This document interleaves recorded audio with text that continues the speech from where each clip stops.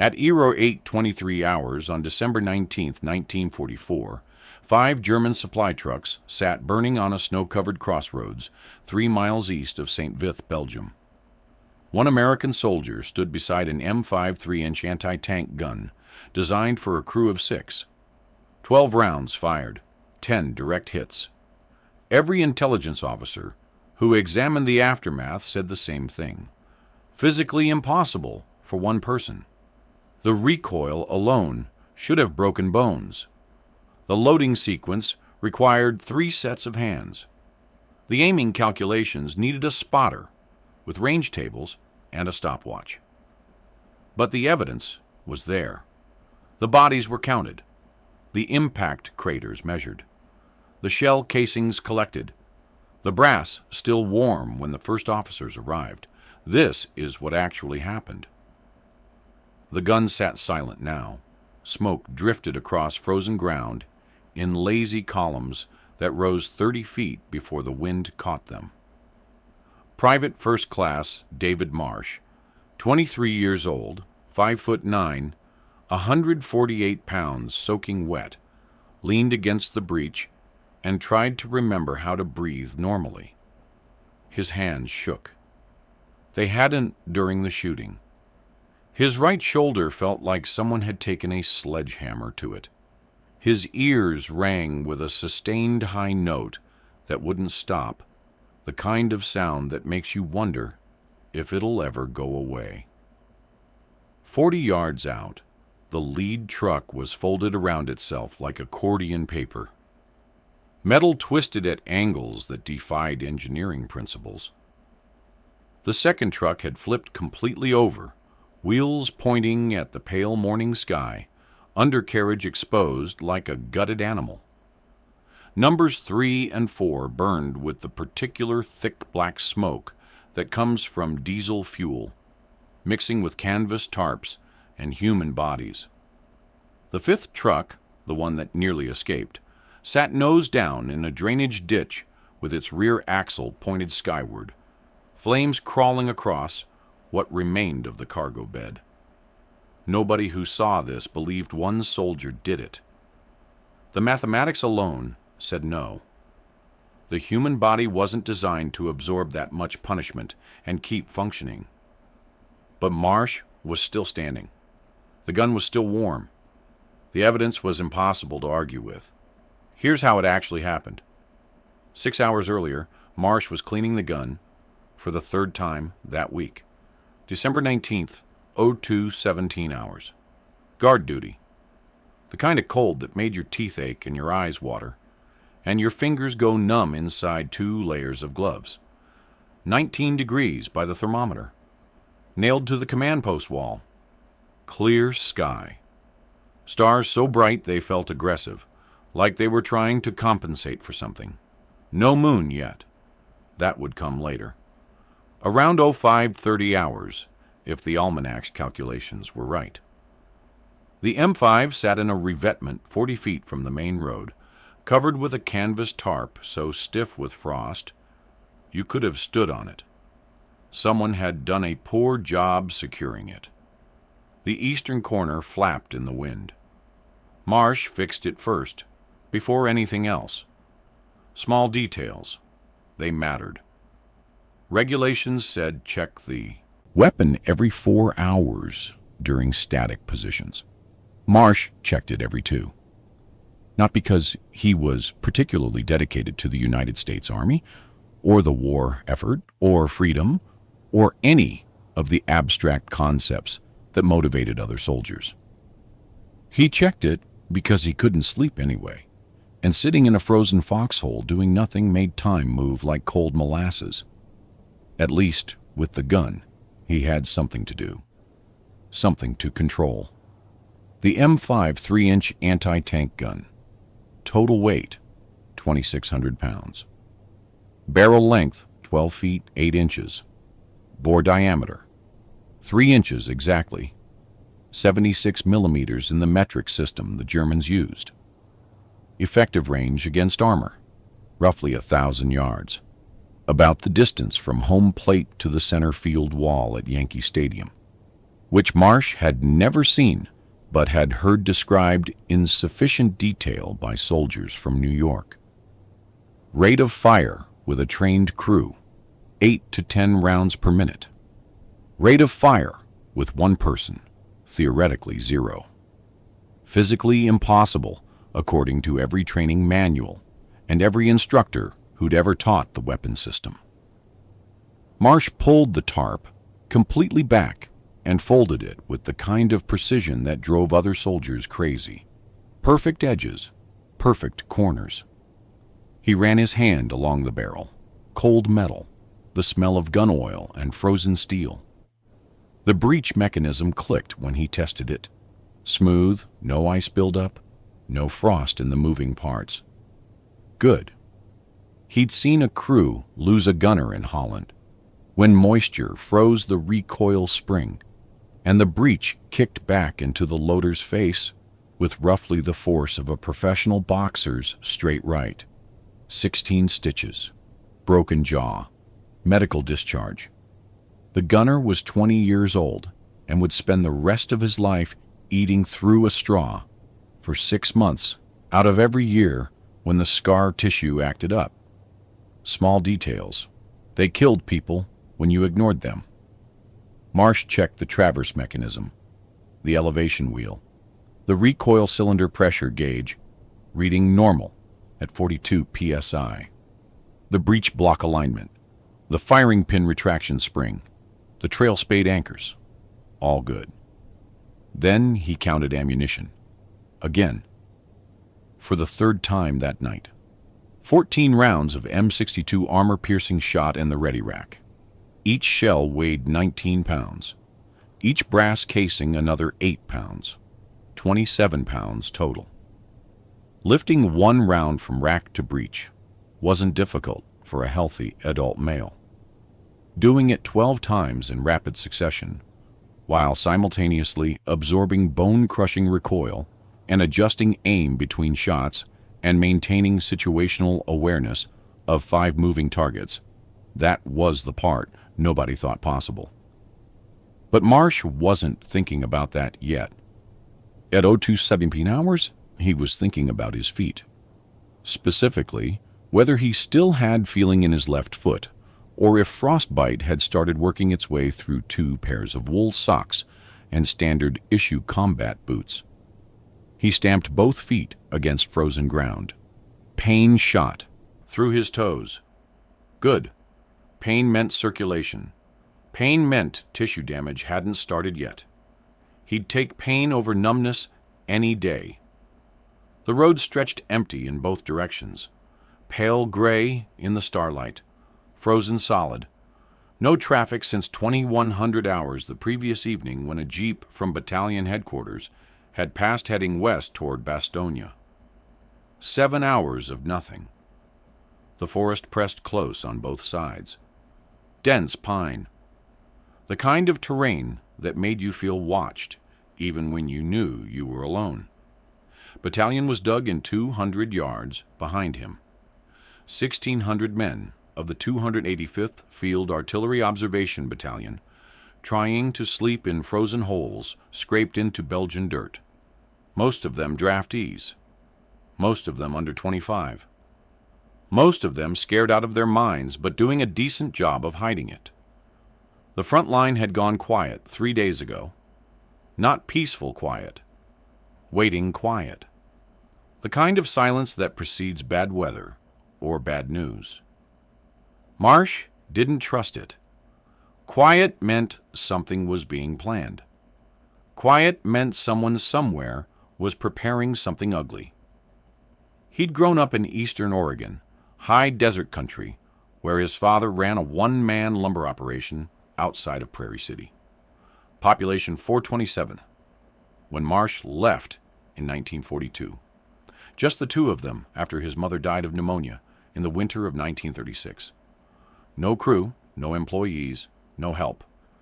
When a saw blade broke, or a truck threw a belt, or the logging chain snapped under load, you fixed it yourself, because the nearest town with a mechanic was 40 miles of dirt road, and nobody was coming to help you. His father had a saying, repeated so often it became background noise, like crickets or wind. Figure it out or sit there broken. Marsh learned to figure things out. He learned that competence wasn't a talent.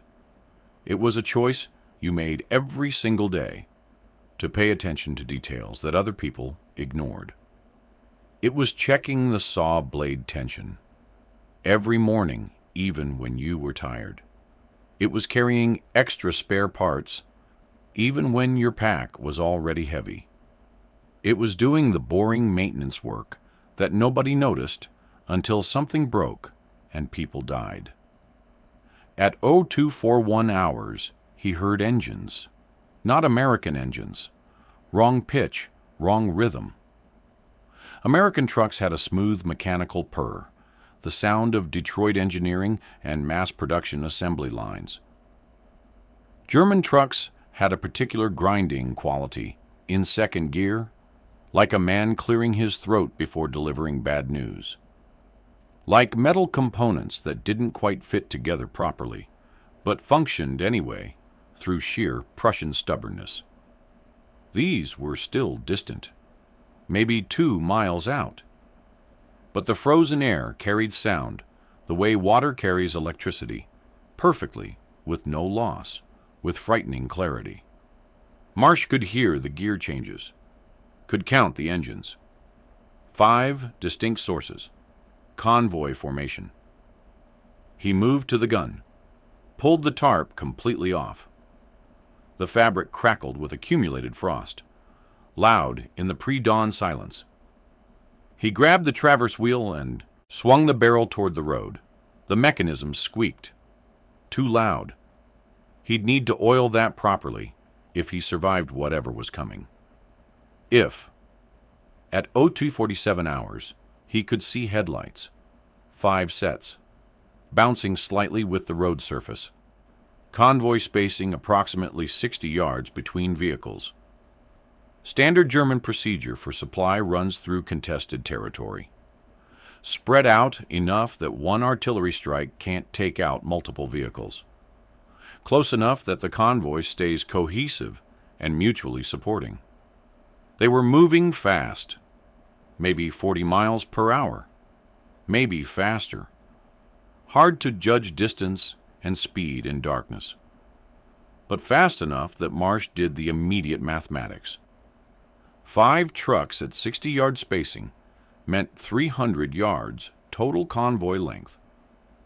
Moving at 40 miles per hour meant roughly 60 feet per second, 58.67 if you wanted to be precise about it. If they maintained speed and didn't stop, the entire convoy would pass his position in approximately 45 seconds. 45 seconds to engage 5 targets with a weapon system designed for a crew of 6 working in practiced coordination. Marsh looked back toward the command post. Dark, silent, everyone asleep. The nearest commissioned officer was Captain Raymond Hendricks, 32 years old, West Point class of 1934, currently asleep in a requisitioned farmhouse 400 yards south. Good officer, competent, would respond quickly if woken. Radio operator was Private Billy Chen, asleep in the CP, probably dreaming about his family's restaurant in San Francisco. He could wake them, should wake them. That was standard operating procedure according to Field Manual 640 Section 3, Paragraph 12, Subsection C.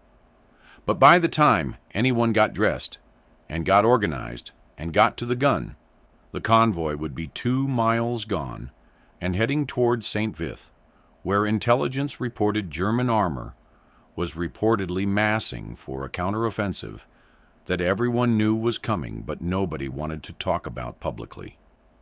The trucks were closer now, 1 mile out. Marsh could see details. The lead truck had canvas covering on the cargo bed, probably supplies, possibly personnel.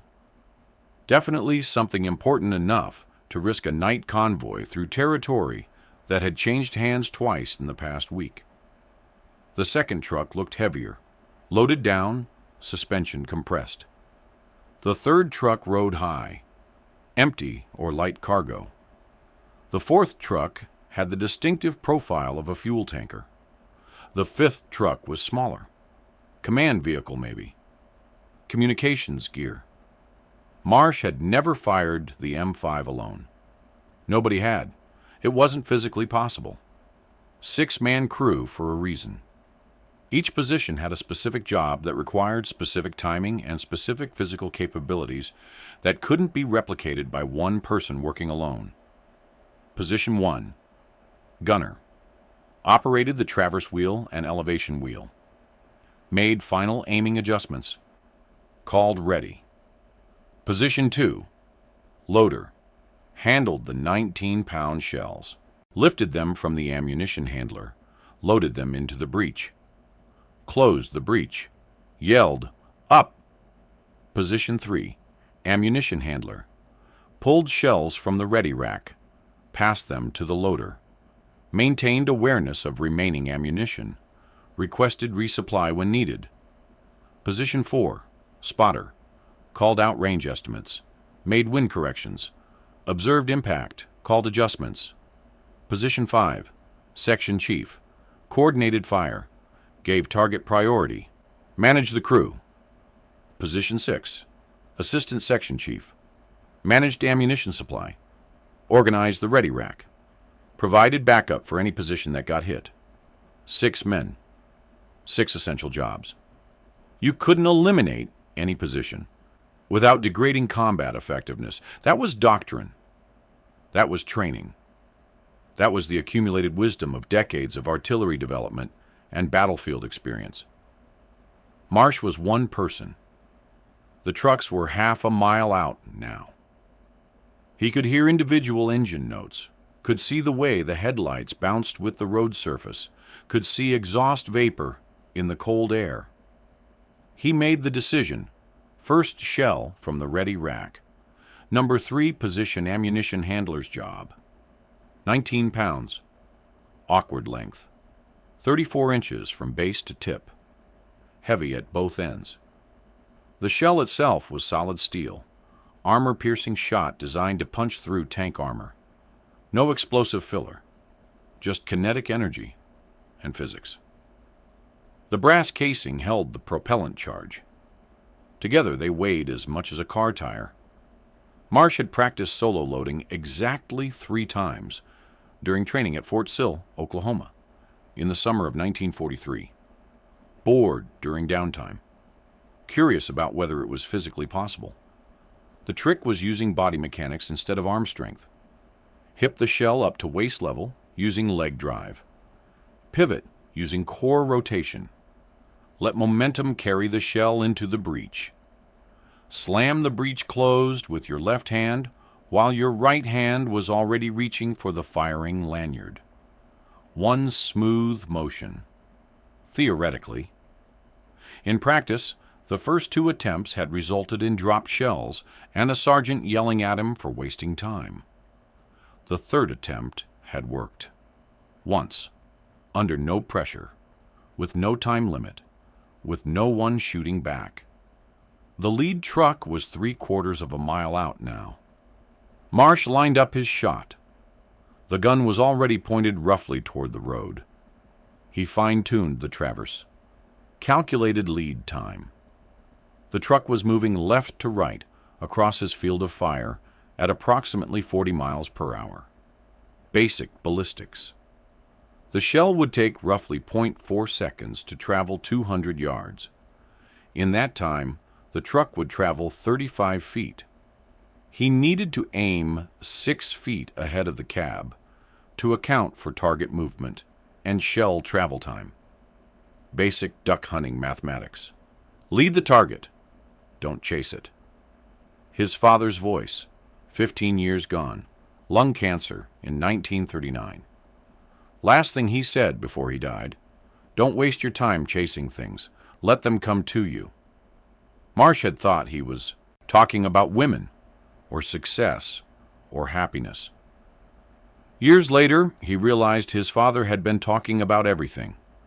about life, about how to move through the world without exhausting yourself fighting battles you couldn't win. 400 yards, 300. The engine noise was loud enough now to wake anyone in the battalion who was sleeping lightly. Still, nobody stirred. Amazing what soldiers could sleep through when they were exhausted enough. Marsh waited, breathing steady, counting distance by memory and estimation. 250 yards. 200. The lead truck's headlights were bright enough to hurt his dark-adapted eyes. He squinted, ignored it. He fired. The M5 recoil system was designed to absorb approximately 14,000 foot-pounds of energy through a combination of the recoil spring, hydraulic buffer, and trail spades that dug into the ground.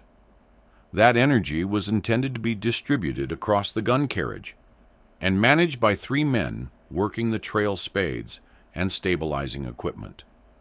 When Marsh fired alone, all 14,000 foot-pounds of energy traveled through the gun carriage, through the ground, through the trail spades that he'd set but couldn't actively manage, and directly into his shoulder with roughly the same force as getting hit by a moving car traveling 15 miles per hour. He'd braced for it, feet spread, body weight centered, left hand gripping the trail spade for stability, right hand on the firing lanyard. Wasn't enough, not even close. The impact spun him sideways and down. His right shoulder went numb immediately. Not painful numb, informationless numb. The kind of numbness that means nerve damage or bone damage or both. The gun carriage jumped back 18 inches, trail spades plowing twin furrows in frozen dirt. His shot went high, missed the truck cab completely, and took the canvas top clean off the cargo bed. Canvas and wooden frame supports exploded into fragments. But the truck swerved and kept moving, driver panicking but functional.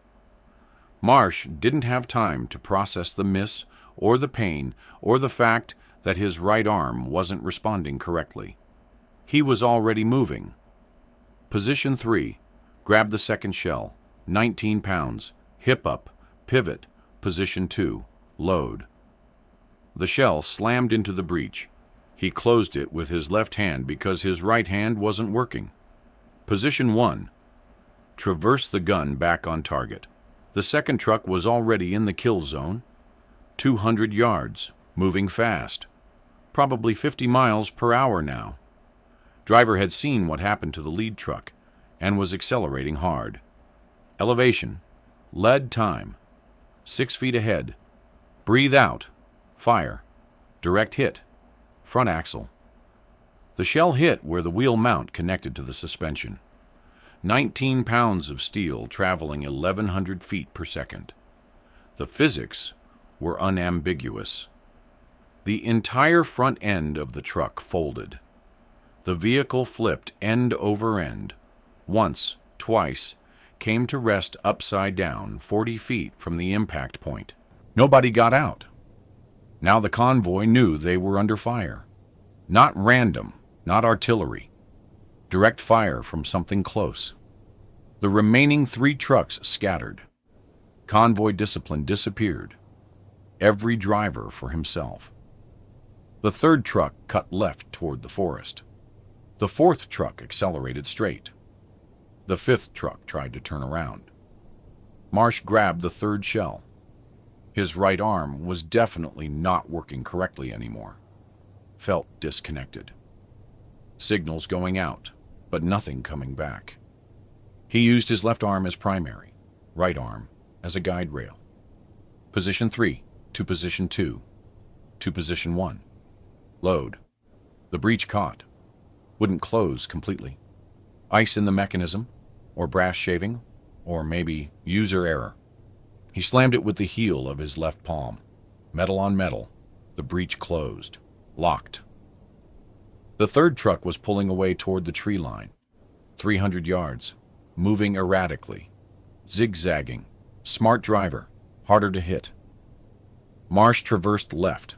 led the target. The truck cut right. He adjusted. Fire. Hit. Rear axle. The truck spun 90 degrees from momentum and impact. Stopped dead in the middle of the road. The driver's door opened. Someone climbed out. Staggered 3 steps. Collapsed. Didn't move. 3 down. 2 moving. Marsh's ears were ringing from the concussion. Each shot was a physical assault on the inner ear structure. Training taught you to keep your mouth open during fire to equalize pressure between inner ear and atmosphere. He'd forgotten after the first shot. Rookie mistake. His balance felt wrong now. The ground tilted slightly left. Vertigo or semicircular canal damage. Didn't matter. Load. Shell number 4. His shoulder wasn't numb anymore. Now it was pure information. Screaming information. Every nerve ending reporting structural damage in precise detail. Collarbone probably cracked. Rotator cuff probably torn. Muscle tissue definitely bruised across an area roughly the size of a dinner plate. He loaded anyway. Shell 4 into the breach. The 4th truck, the fuel tanker, was 400 yards out now and accelerating hard. 60 miles per hour, maybe more. Diesel fuel sloshing in the tank. Dangerous cargo, desperate driver. Marsh elevated the barrel 2 degrees, led the target 8 feet, fired. Miss. High and right. The shell hit frozen ground 30 feet behind the tanker and threw up a plume of dirt and ice and rock fragments. The truck kept going. 450 yards now. 500. Shell 5. Load. His hands were shaking. Couldn't control it. Adrenaline, or shock, or cold, or all 3 combined. The shell scraped against the breech edge going in. Brass on steel. He forced it. Closed the breech. Traverse. The tanker was zigzagging now, too. Everyone had learned. Marsh waited for the pattern. Zag left. Straighten. Zag right. Straighten. He waited for the straighten. Fire. Direct hit. Engine block. The shell punched through the grill and detonated something critical inside the combustion system. The truck didn't explode like they do in Hollywood movies. It just stopped, like someone had cut the power. Steam hissed from the ruptured radiator. The driver's door opened. Someone stumbled out, fell, got back up, ran toward the tree line, made it 15 yards before collapsing again. Didn't get up the second time. 1 truck left. The 5th truck, the small one, probably command and communications, was accelerating away from the entire scene. 500 yards. 600. Marsh grabbed shell 6. Load. Fire. Miss. Short by 40 yards. Shell 7. Load. Fire. Miss. Long by 20 yards. The truck was 700 yards out now and pulling away. Marsh had 5 shells left in the ready rack. The truck would be out of effective range in maybe 30 seconds. Then physics intervened. The 5th truck hit a patch of black ice, the kind that forms when snow melts during the day and refreezes at night into a nearly invisible skating rink. The driver overcorrected. Rookie mistake. The rear end broke loose. The truck went sideways, still traveling 60 miles per hour, now perpendicular to the direction of travel. The driver corrected again. Overcorrected again. The truck spun a full 360, left the road, and slid sideways into the drainage ditch. On the right side of the road, approximately 60 yards past the burning 4th truck. The rear end lifted as it tipped. For a moment, it looked like the whole vehicle might roll completely over. Instead, it settled nose down at roughly a 40-degree angle, rear axle and drive shaft pointed at the sky like a monument to poor driving. Stuck. Marsh loaded shell 8. Took his time now, breathing hard, breath visible in the cold air. The truck was stationary, 800 yards, extreme range, but not impossible. The M5 was designed for 1,000-yard shots. He adjusted elevation, added 2 degrees for distance and trajectory drop. Wind was negligible, 3 miles per hour from the west, not enough to affect the shot significantly. He fired. Miss. Short by 20 yards. The shell hit snow and dirt in front of the truck and buried itself without detonating. Armor-piercing shot. No explosive filler. Just a very expensive way to make a hole in the ground. Shell 9. Adjust elevation. Add half a degree. The truck was still stuck. Doors opening. People climbing out. 4 figures, maybe 5. Hard to count at that distance in low light. They were trying to rock the truck free, pushing from behind. Not working. The truck was nose down in frozen mud at a 40-degree angle. It wasn't going anywhere without a tow vehicle. Marsh fired. Missed long by 10 yards. The shell passed over the truck and detonated somewhere in the field beyond. Armor-piercing shot didn't have much explosive yield, but it had some. A small crater appeared. The figures around the truck stopped pushing and started running. Shell 10. Split the difference between shots 8 and 9. Simple triangulation. If short was 20 yards and long was 10 yards, then correct should be somewhere between them. Add 1 degree elevation instead of 2. Adjust traverse slightly left to account for the figures now running. He fired. Direct hit. Rear axle assembly. The shell punched through the differential housing and probably continued through the truck bed and out the front. The fuel tank ruptured immediately. Diesel spilled down the ditch. Then someone inside the truck must have tried the ignition one last time. Or maybe a spark from damaged electrical systems caught the fuel vapor because the whole thing ignited at once. Not an explosion. A rolling orange bloom of fire that spread across snow like paint across canvas. The flames found the spilled diesel. The fire raced down the ditch.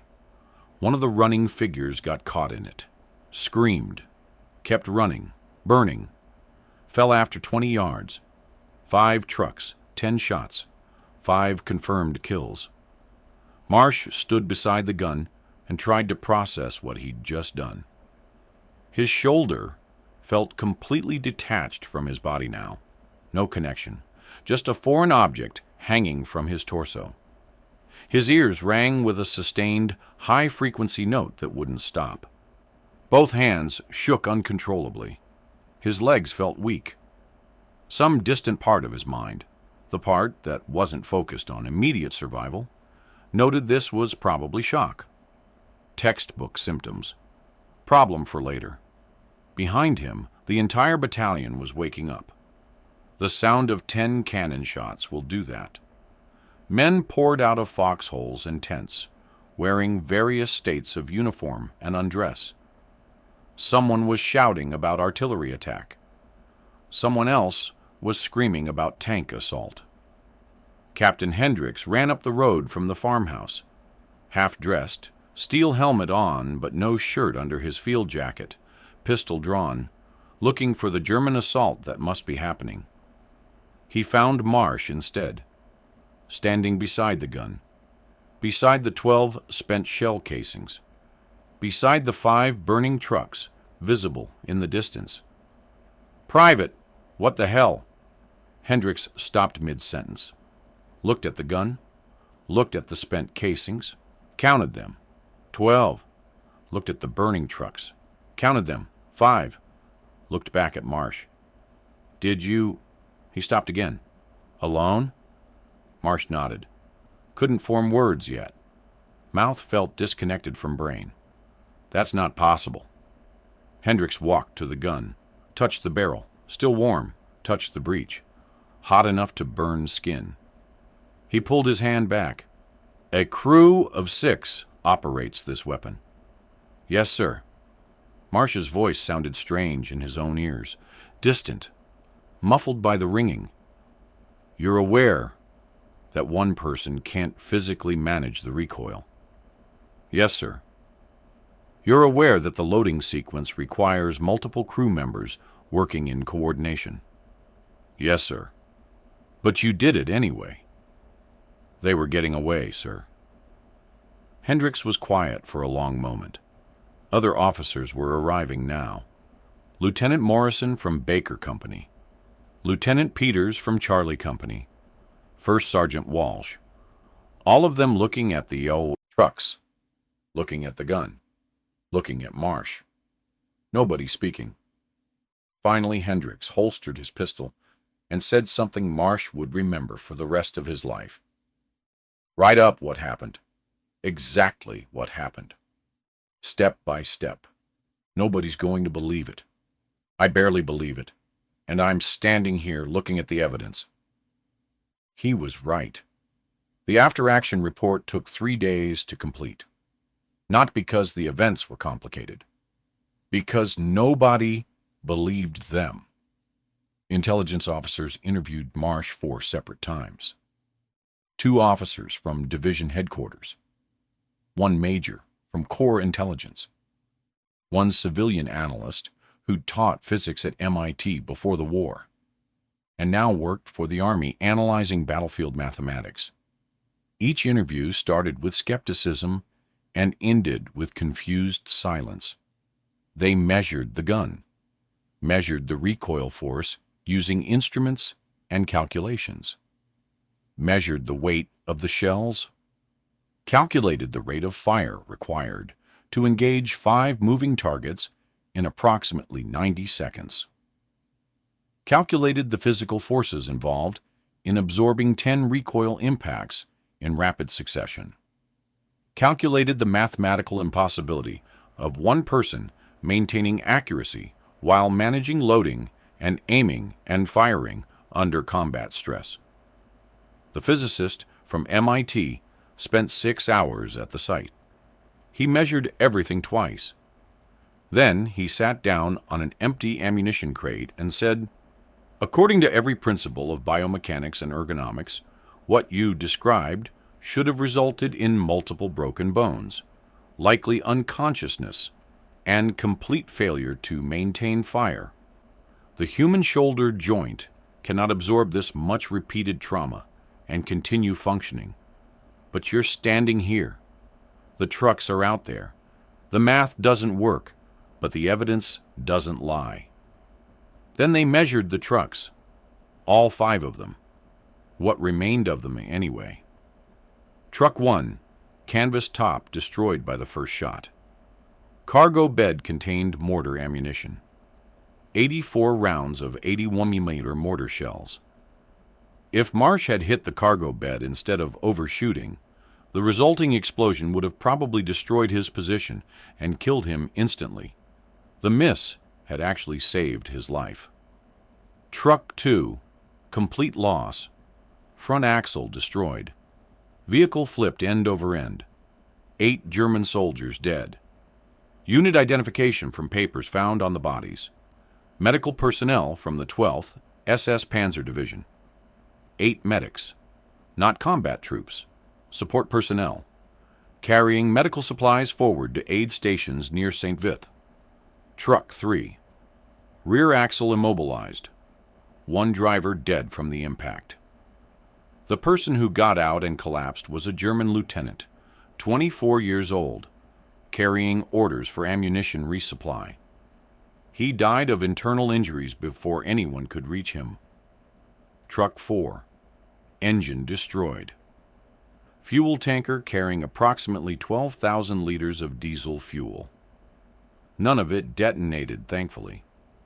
The fuel spilled across the road and froze, creating a hazard that had to be cleared by combat. Engineers using sand and shovels. The driver survived with a broken leg. He was captured and interrogated. Said he'd been driving supply trucks for 18 months and had never been shot at before. This was his first combat experience. Truck 5, complete loss. Communications vehicle carrying radio equipment. encryption machines, and 3 radio operators. All 3 died in the fire. The equipment was destroyed. Post-war analysis suggested this truck was part of a divisional communications network that had been coordinating German operations across a 40-mile front. Its loss created a 6-hour gap in German communications during a critical phase of the Battle of the Bulge. Intelligence analysts calculated the supply impact over the next 2 weeks. Those 5 trucks were part of a larger German supply operation feeding the Ardennes offensive. Similar convoys ran every night. But after December 19th, convoy patterns changed. Routes became more circuitous. Speeds decreased. Security increased. Each convoy now required more resources to defend and more time to complete. The cumulative effect was measurable. Fuel deliveries to German armor units decreased by approximately 18% in the St. Vith sector over the following week. Ammunition deliveries decreased by 12%. Medical supplies by 21%. Communication equipment by 15%. One operations research analyst, reviewing the data 3 months after the battle, estimated that particular convoy's destruction contributed to a 2-day delay in German offensive operations in that sector. 2 days meant American reinforcements arrived in time.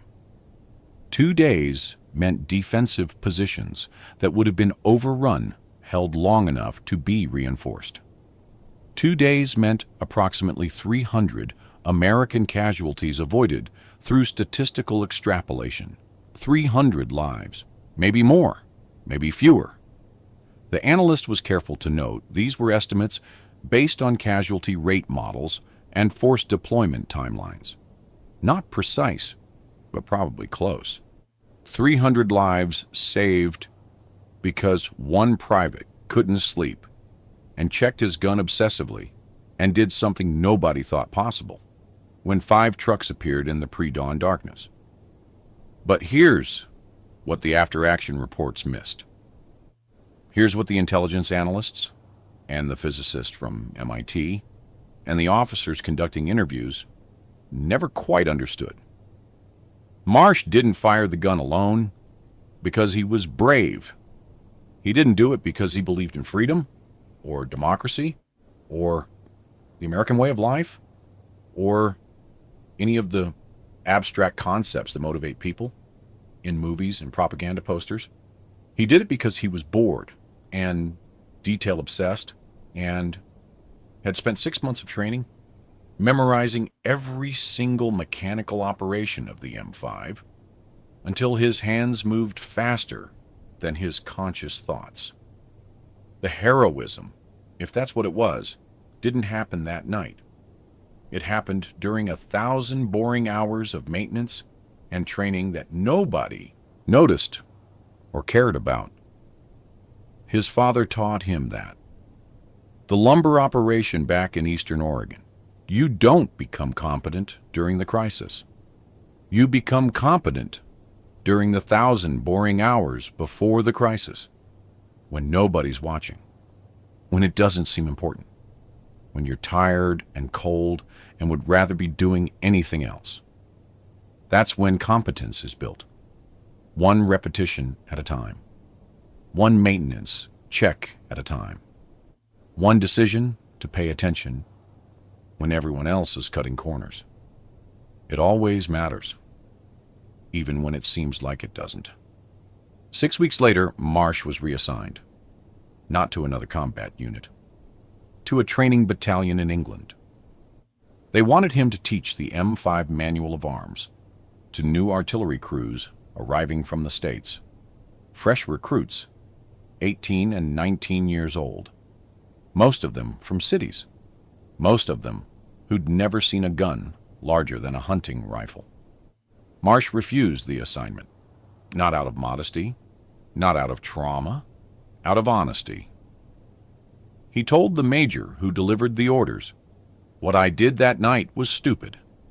It was desperation meeting preparation under conditions that will never exist again. Moonlight, clear field of fire, stationary final target. Any of those variables change even slightly, and I probably die. You can't teach what I did. It's not replicable. The major listened politely, then reassigned him anyway. Orders were orders. Marsh spent March through July 1945 teaching gun crews at a training facility in Surrey. Every class started the same way. He'd stand in front of 30 recruits and say, "What I did in Belgium was the stupidest thing I've ever done. This gun requires 6 people for a reason. Use all 6. If you ever find yourself alone with this weapon, your job isn't to be a hero. Your job is to stay alive until help arrives. Is that clear?" The recruits loved him anyway. The instructors respected his humility. Command appreciated his technical knowledge and his refusal to glorify what had happened. Nobody made him demonstrate solo firing. They all knew better. They'd read the reports. They'd seen the calculations. They knew what it had cost him physically. Marsh's right shoulder never fully recovered. Limited range of motion for the rest of his life. Arthritis set in by age 30. Chronic pain by age 40. Small price, everyone said. He never agreed or disagreed, just dealt with it quietly. When the war ended in August 1945, Marsh took the first transport ship home, landed in New York, took a bus to Chicago, another bus to Boise, hitchhiked the last 80 miles to Prairie City, walked up the dirt road to his father's property, his property now, and stood there looking at the lumber operation his father had built with his own hands. The equipment was old. The truck needed work. The saws needed sharpening. Small details that mattered. He got to work. Marsh ran the lumber operation for 37 years. Never expanded it. Never hired a crew.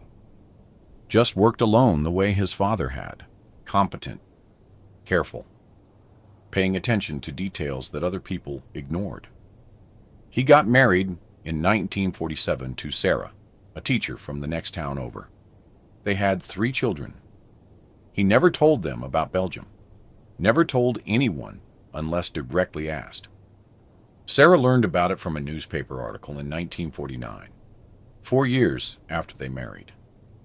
Some reporter from Portland had dug through Army records and found the after-action report. Wrote a piece about the impossible shot, about the private who fired a cannon alone. The article described Marsh as a hero.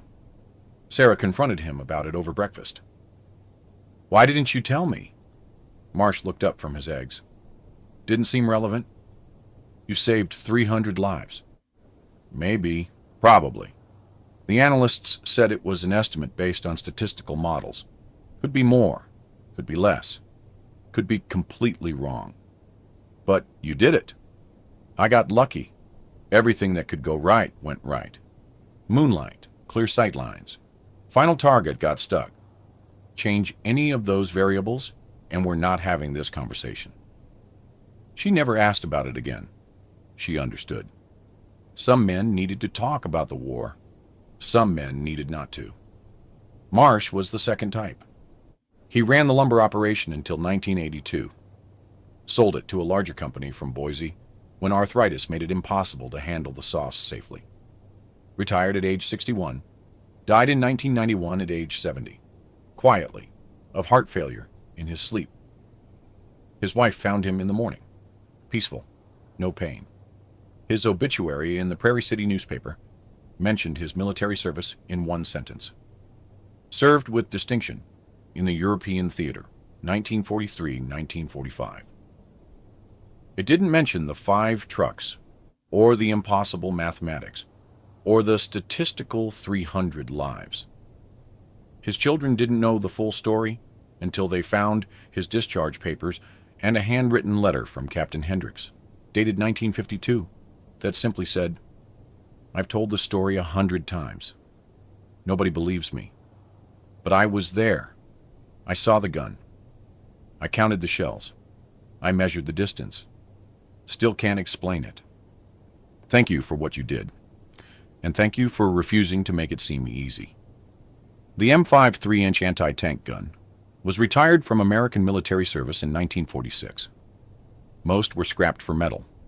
A few ended up in museums. The specific gun Marsh used, serial number 17294, sat in a military warehouse in Belgium until 1963, when it was moved to a small museum in Bastogne as part of a Battle of the Bulge exhibit. The museum placard reads, M5 anti-tank gun, used during Ardennes campaign, 1944-1945. Nothing else. No mention of the private who fired it alone. No mention of the impossible mathematics. No mention of the 5 trucks or the 300 lives. The museum curator doesn't know the story. The gun sits silent among dozens of other weapons, all of them with their own untold stories, all of them waiting for someone to ask the right questions.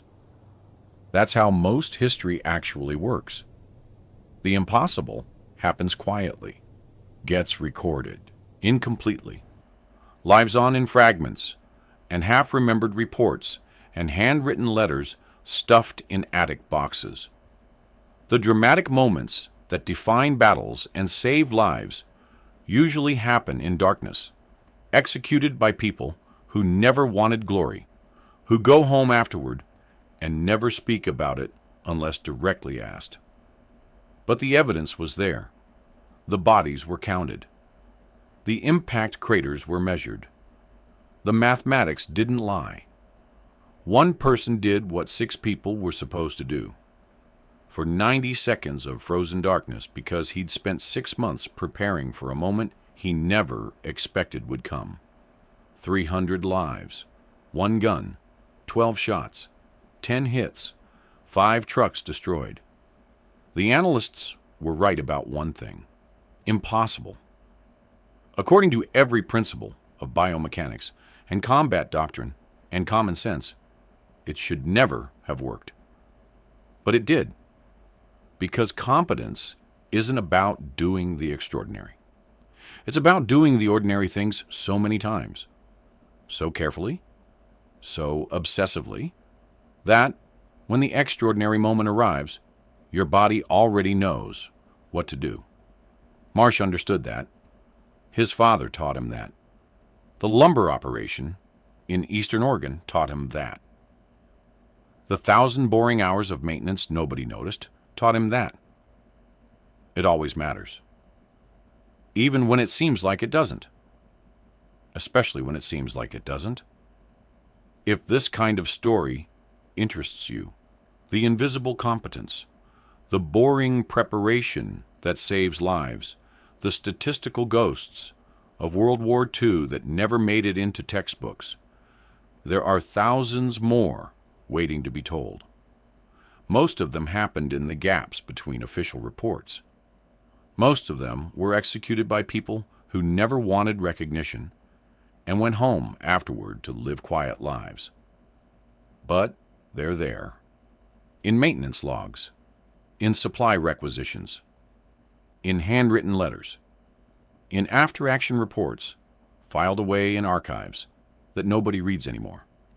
History isn't just the famous battles and the decorated generals. It's the private who checked his gun 1 extra time at EWO 217 hours on a frozen morning in Belgium. Consider subscribing if you want more of these stories. They matter, even the quiet ones, especially the quiet ones.